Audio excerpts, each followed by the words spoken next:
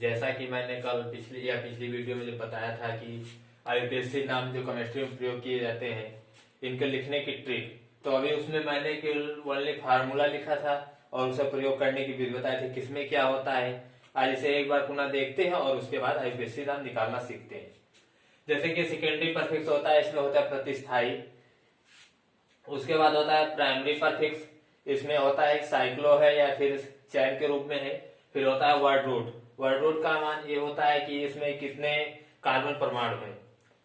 फिर उसके बाद होता है प्राइमरी सफिक्स।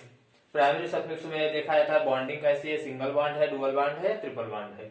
उसके बाद होता है सेकेंडरी सफिक्स, इसमें ये देखा जाता है कि क्रियात्मक समूह लगा है या नहीं लगा है। तो इसमें मेन मुख्यतः बस दो ही होते हैं, वर्ड रूट और प्राइमरी सफिक्स। वर्ड रूट और प्राइमरी सफिक्स अगर नहीं दिया है तो कोई बात नहीं है। अगर नहीं दिया है तो आईपीएससी नाम हो ही नहीं सकता या निकल ही नहीं सकता। चलिए शुरू करते हैं आईपीएससी नाम निकालना। तो जैसे कि दिया है CH3 CH2 single bond CH Cl single bond CH3। अब ये हमारा दिया है CH3 single bond CH2 single bond CH single bond CH3। इसमें नीचे लिखा है सिंगल बॉन्ड Cl यानी कि क्लोरो। तो अब इसमें से हम सबसे पहले क्या करेंगे, इसकी पहले काउंटिंग करेंगे, गिनती लिखेंगे। तो गिनती किधर से करते हैं, जिधर से प्रतिस्थाई समूह लगा हो। तो प्रतिस्थाई समूह इधर लगा है, जिधर से प्रतिस्थाई समूह सबसे पहले आ जाए तो इधर से हम गिनती करेंगे। तो गिनती कर लेते हैं 1 2 3 4। तो इसमें 2 नंबर पे आ रहा है क्लोरो। तो अब इसमें सेकेंडरी परफिक्स के अनुसार अगर हम इसकी गिनती करेंगे तो लिखेंगे पहले 2। तो ये हो गया 2। उसके बाद आ रहा है 2 पर क्लोरो, तो हो गया क्लोरो ClORO क्लोरो। फिर उसके बाद 2 नंबर हो गया क्लोरो। उसके बाद प्राइमरी परफिक्स के अनुसार देख रहे हैं ये साइक्लो है या नहीं, चक्रीय है कि नहीं। तो चक्रीय नहीं है क्योंकि इसमें घुमाव बनी नहीं है, इसमें दोनों किनारे मिल रहे हैं, इसलिए चक्रीय नहीं है। उसके बाद फिर वर्ड रूट के अनुसार देखते हैं, वर्ड रूट में कार्बन परमाणु कितने हैं। तो है मेथ एथ प्रोप ब्यूट, तो हो गया ब्यूट।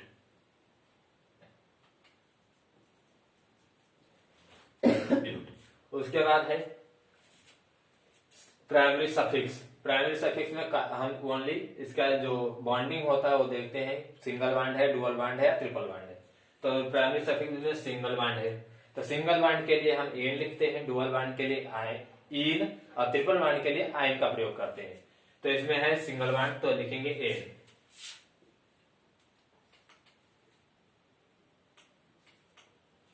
उसके बाद लिखा है, उसके बाद हम सेकेंडरी सफिक्स देखते हैं। सेकेंडरी सफिक्स में क्रियात्मक समूह होता है, जो कि इसमें क्रियात्मक समूह कोई भी नहीं दिया है।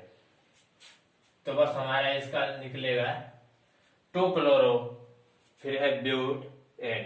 तो अगर इसका हम दूसरी टाइप से लिखें तो हो जाएगा 2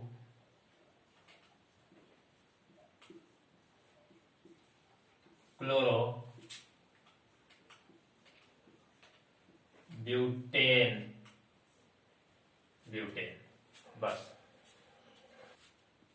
अब इसी प्रकार हम दूसरा एक और देखते हैं कि सीधा निकालना। जैसे कि लिखा है CH3 single bond CH2 double bond CH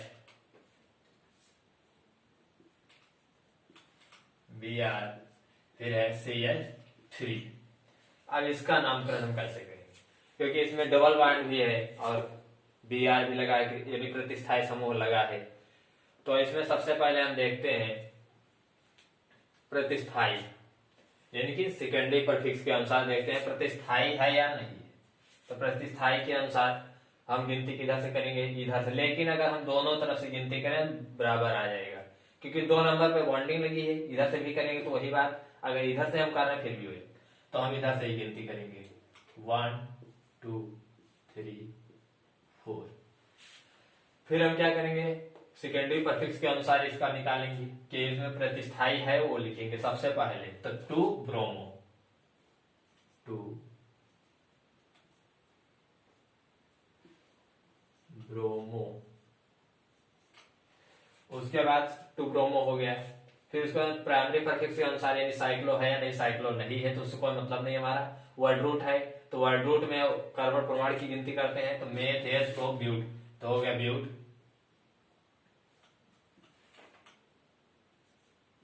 ब्यूट।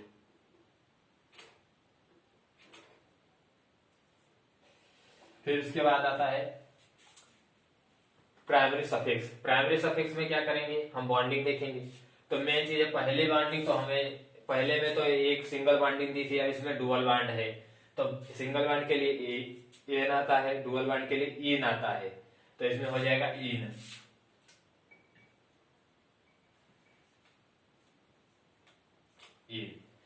फिर उसके बाद आता है सेकेंडरी सफिक्स जो कि क्रियात्मक समूह को दर्शाता है। इसमें कोई क्रियात्मक समूह नहीं है।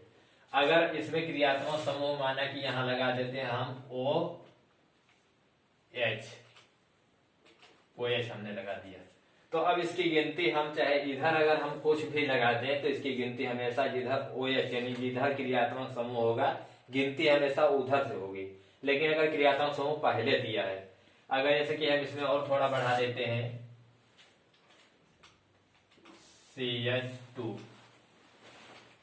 फिर हो गया CH3, CH2 हो गया CH3।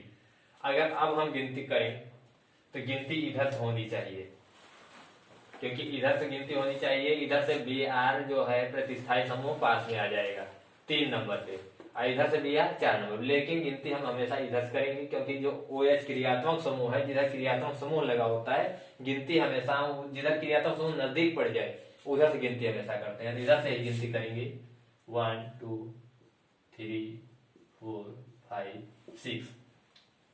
तो अब क्रियात्मक समूह लगाए, लेकिन सबसे पहले हम प्रतिस्थाई लिखेंगे, तो क्या हो जाएगा 4 ब्रोमो, 4 ब्रोमो।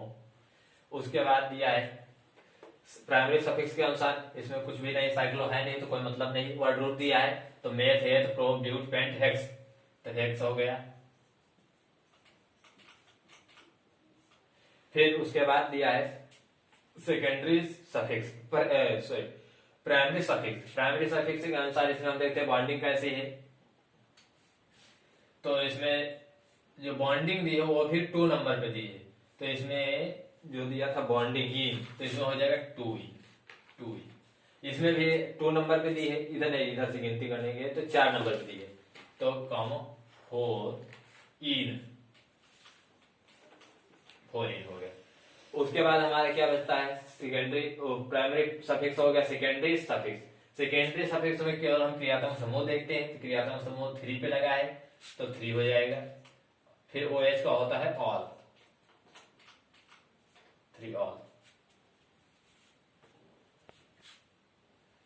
अब जैसे कि हमारा दूसरा दिया है IUPAC नाम CH3 single bond CH single bond, इधर दिया है Br, इधर दिया है CH2 single bond Cl single bond CH3 single bond CH, इधर दिया है OH, इधर single bond CH3।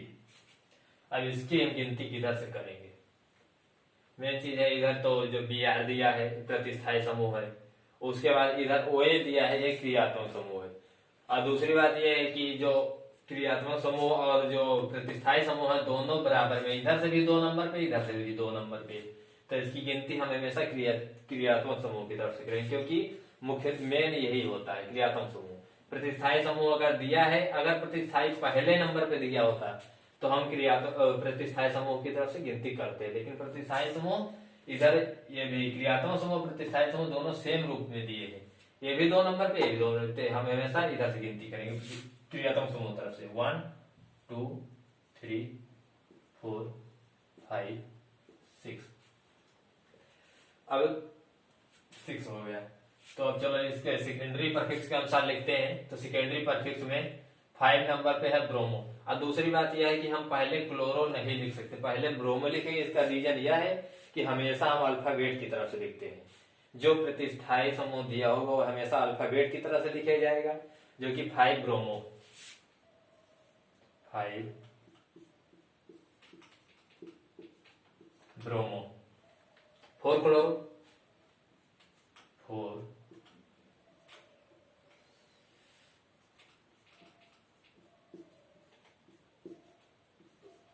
4 chloro, 5 bromo, 4 chloro. और फिर है प्राइमरी परफिक्स के अनुसार, साइक्लो नहीं है तो कोई मतलब नहीं। फिर उसके होता है वर्ड रूट। वर्ड रूट में कितने इसमें कार्बन परमाणु है? Meth, eth, prop, but, pent, hex, hex. फिर उसके बाद आता है प्राइमरी सफिक्स। प्राइमरी सफिक्स का मतलब उसमें बॉन्डिंग कैसी है? तो बॉन्डिंग हमेशा सिंगल ही है, कहीं डुअल नहीं है, तो इसके लिए हो जाएगा एन।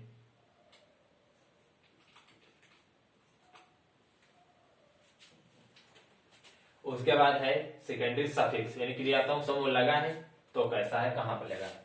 तो दो, इधर से 2 नंबर पे लगा है तो पहले 2 लिख लेंगे। उसके बाद ऑल, ओ एच को ऑल। अगर ओ एच ना होता यहाँ पर एच ओ होता है, एच ओ, तो एच ओ का होता है ऑल, एच ओ का ऑल होता है। अब इसी प्रकार अगर इसमें हम यहां पर डुअल बॉन्ड कर दें तो इसका क्या होगा? तो अगर यहाँ पर डुअल बॉन्ड है तो हम प्राइमरी सेकेंडरी परफिक्स के अनुसार देखेंगे तो ये तो ब्रोमो ही रहेगा।